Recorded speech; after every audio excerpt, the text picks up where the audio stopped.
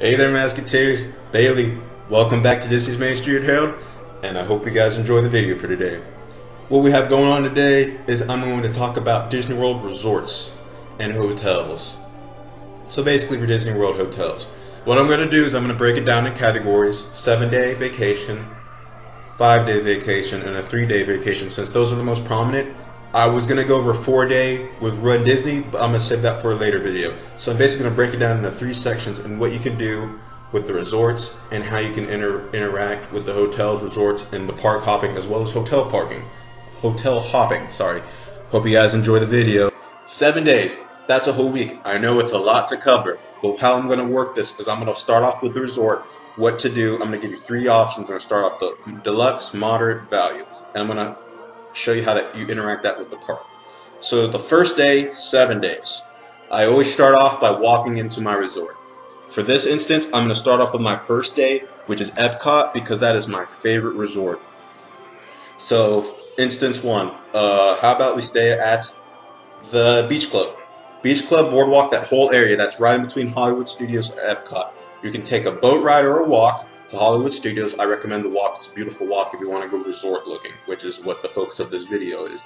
Or you can walk to the International Gateway, which is between France and England, and the World Showcase, and you can walk to Epcot that way. Now that is a beautiful, like I said, a beautiful walk. You get to see the boardwalk, the beach club, the vacation club, and it's just a lot to take in. And you get to see the Swan and Dolphin where the monorails would have been. Beautiful, beautiful, beautiful, beautiful. If you want to see my walk from Hollywood Studios back to the resort, check out one of my earlier videos. Anyway, so you go to the Epcot, and then you get to walk back, and you get to see the sand bottom pool. You get to see Crescent Lake. You get to see the boardwalk and all the Surrey bikes going around the whole thing, runners, people playing guitars, and you get to see the beautiful water slide coming down between the Beach Club and the Vacation Club. Vacation Club was beautiful. In fact, my room where I stayed had a perfect shot of Spaceship Earth. It was, I could not tell you how amazing it was. Okay, now I'm going to break it down to moderate. So for a drive, if you want to look for an easy drive to Epcot from a moderate, I'd recommend Caribbean Beach or Coronado Springs. Caribbean Beach is currently under construction because they're making it better, adding the gondola system, and they're just updating the rooms and everything in general. But I started off not liking Coronado Springs because it was the convention resort, but I've learned to love Coronado Springs. It's actually not one of my favorite moderates, but it's my second favorite next to Port Orleans. Coronado Springs is great if you want that Mayan Aztec feel. It's big, it's huge, and there's a lot of walking. But it was when I went broken up into 3 distinct parts, and we stayed in the Ranchero side once, and then the New Spain look the first time we went. It was beautiful. I recommend it. And when you walk in, you get this sudden feel of, whoa, I'm in some kind of marketplace in New Spain, or as currently known today, Mexico. It's a beautiful look, and the gift shops, and from everything from the gift shops to the food courts, it's an amazing feel, especially during Christmas, when you walk down the lobby and the Christmas tree lights up at the very end of the hallway. It's beautiful. Next, I'm gonna go value, and with value to Epcot, I would recommend Pop Century of Arts of Animation. They rely on giant props. Arts of Animation is beautiful. It has that value. It has that value pricing with a moderate look. It doesn't have that motel feel like Pop Century or the All Stars does. That's what I really like about Pop Century. For me, I love culture, I love music, so I really enjoy Pop Century. We got to stay in the 80s side, which is personally my favorite decade of all time. I love 80s music to death, and that's why I really enjoy Pop Century. Now, walking around those 2 resorts, the lobby to the walkway of Arts and Animation is great. The paintings, the pictures, they're old Disney sketches from the movies, and they start off with no color, and then they work their way up to a lot of color, kind of like the process of animation. That is what it's supposed to represent. Pop Century, not a lot going on, but still, once you walk out, get to the other side, the food court is cool, and the props just illuminate the whole area, which I really enjoyed. Okay, so then my second day, it would be a half day, Animal Kingdom and Hollywood Studios. Soon it's not going to be that way anymore, but as of right now and back in the day, you can still do that, and you can still get your enjoyment out of it. And resort-wise, I've already gone over the resorts, but that's how I break it down. Now, your third day, That's my Magic Kingdom day. That's the day I'm looking forward to the most, doing all this stuff. And then after that is when I'll start doing my park hopping from each resort. Um, as far as the Magic Kingdom goes, that's a whole day in itself, just like Epcot. If you don't have fast passes, the line will surely make it a full day. And all the new stuff like Happily Ever After and maybe a new nighttime parade show, as well as the new 2 o'clock parade, you'll definitely have your hands full with the Magic Kingdom, especially with the food, the rides, etc. like I said. And there's a way to enjoy the Magic Kingdom, if you check out my other video depicting that. Anyways, the fourth day is when I do my break. I just did all the resorts. I want to try something different. So I'm going to recommend that you would do resort hopping. Now, resort hopping is the best because the best part about sometimes is you're not staying there, you're just enjoying what it looks like, and you're getting to see all the different things like the gift shops, the props, everything. So what I would do is I'd start off going deluxe, and I'd work my way down. So I would do, the Contemporary, the Polynesian, the Grand Floridian on the monorail track, and you check out everything they have to see there. It's a beautiful, beautiful, and I mean beautiful resorts, all 3 of them. And then you get off the monorail and you take a boat to Fort Wilderness. Fort Wilderness is very cool if you want that forest look, the whole Theodore Roosevelt National Parks. That's the feel you get from there. The next one is you take a bus from there to, I believe we took it to, sorry, I'm blanking. We took it from Fort Wilderness to downtown Disney just for fun, and we kind of spent a little bit of time in downtown Disney, and that was downtown Disney back then. And I really enjoyed it. It was still in the transformation from downtown Disney to Disney Springs, so it's still kind of packed, but it's working its way out now, and I can't wait to go visit it. And then from there, we took a bus to the Epcot resorts. So we did the Boardwalk, Beach and Vacation Club, as well as the Swan and Dolphin. I really enjoyed the Beach Club and the Vacation Club and the Boardwalk. Vacation Club more so, and then the Boardwalk and the Beach Club. What we did is we were there during Christmas, so we got to see all this plus Christmas decorations. So a lot of them are famous for their gingerbread houses or their gingerbread carousels or just stuff like that, and it was really cool. The Christmas trees were all out, the Christmas lights and the different themings of Christmas for the different resorts, what it was trying to set. Perfect. And then from there, we took a bus to the Animal Kingdom, where we then took a bus to the Animal Kingdom Lodge, where we saw the zoo, the African fields, and it wasn't just one part of Africa, it was really embracing all of Africa, which I really enjoyed because not many people know that Africa has various different cultures. They just kind of all mush them into one, assimilate them into one. So I really enjoyed the Animal Kingdom Lodge. And then after that, if you want to do some good moderates, it's really resort hopping is all about the deluxe resorts. But if you really want to get a feel for what a moderate is, I highly recommend Port Orleans Riverside and Port Orleans French Quarter. French Quarter first, then Riverside, because Port Orleans Riverside was kind of adapted from this old concept of a resort called Dixieland. So I really enjoyed Port Orleans French Quarter. There's always a guy that welcomes you with beads, and I really enjoy that because you don't even have to lift your shirt up. Joke for people that have been to New Orleans.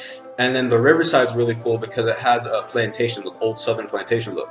Now, despite the controversy of a plantation, the building is very nice, and it's only a mile apart. So if you're a runner, you can run across the river, which also takes you to downtown Disney as well.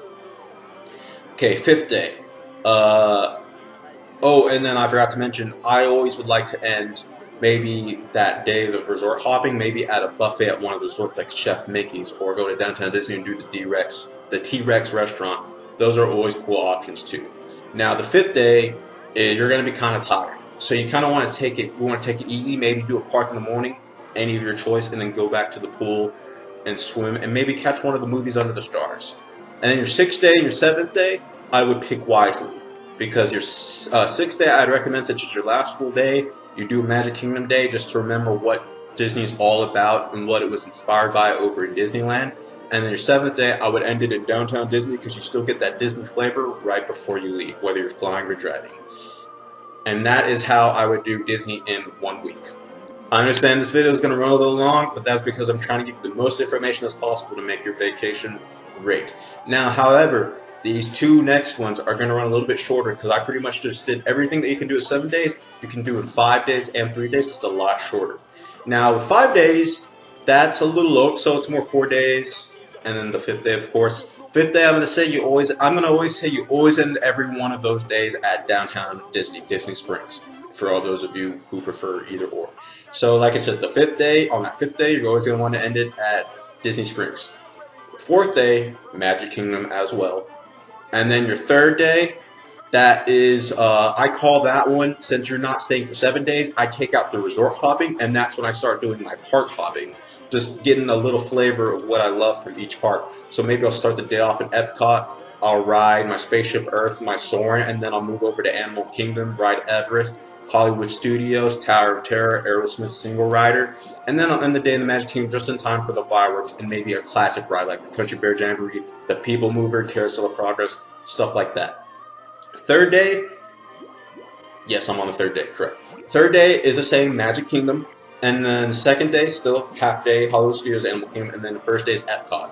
Or you can flip-flop that. On 5-day trips, I personally like to do Animal Kingdom, Hollywood Studios first, then Epcot, then Magic Kingdom, kind of going in order of when the parks were created. So Animal Kingdom last, which I make first, Hollywood Studios, Epcot, and then Magic Kingdom. Second day, like I've already said, second day, Epcot, and then first day, Animal Kingdom, Hollywood Studios, and that's my recap for 5 days. Okay, last but not least, 3 days. Now, I know what a lot of you are saying, 3 days is not enough for a Disney vacation, but oh, it is, and especially if you enjoy it to the way you want to enjoy it. Now, 3 days, that's a lot, so you can't do everything like you can in 7 and 5 days, but you can make it what it is, and that's a Disney World vacation.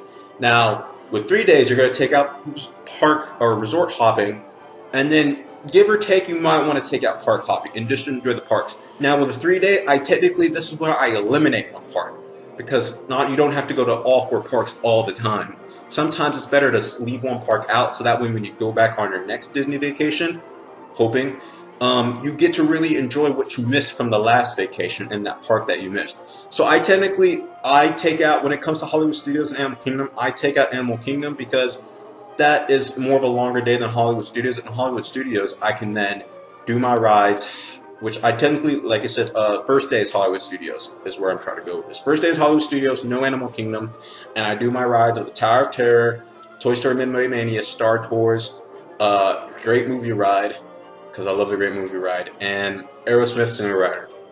Then I might go back to my resort and spend a little bit at Disney Springs that night, because I really enjoy going to Disney Springs. You get a feel of the locals, because you get that feel in Disneyland wherever you are, but if you really want a taste of local Florida, local Orlando, you go to Disney Springs. And then my second day is Epcot, of course, because Epcot is kind of in the middle between the okay themed parks and the V theme park, the Magic Kingdom. And then, of course, my last day is Magic Kingdom, and then I guess it's more of 3 days, 4 nights, 3 nights, 4 days. But that 4th day is still Disney Springs, and then the 3rd day is the Magic Kingdom. I'm sorry for the confusion. And then of course, those are how you can do a 7-day vacation, a 5-day vacation, a 3-day vacation. Again, I'll do a 4-day, 5 nights with Run Disney for a later video for those of you guys that are curious about how to do a Run Disney vacation. Because in a sense, when you're walking in the parks plus doing a marathon, half marathon, 5K, or 10K, you got to switch up your whole style of how you vacation because you can get tired really fast. So I hope you really enjoyed the video for this week, guys. If you're watching this, just a disclaimer, this time next week, I'll be on my way to the Magic Kingdom and Disney World for 7 days. I'll definitely be pushing out a lot of content, Avatar Land, Happily Ever After, Illumination, POV ride views, and just all that I can, Disney Springs and my resort. I hope to get a couple videos out, maybe a walking vlog. I won't be able to give you a steady video, but with all the content I push, I hope that can replace my weekly video for that week that I'm there. Alright, see you guys next time. Have a fantastic weekend. Yeah. Glad I caught you real quick. One last thing. I know on the video, for you diehard Disney fans, I said Vacation Club, and that was just a trick to make sure you guys were paying attention to my video. Comment below if you know which resort I'm talking about.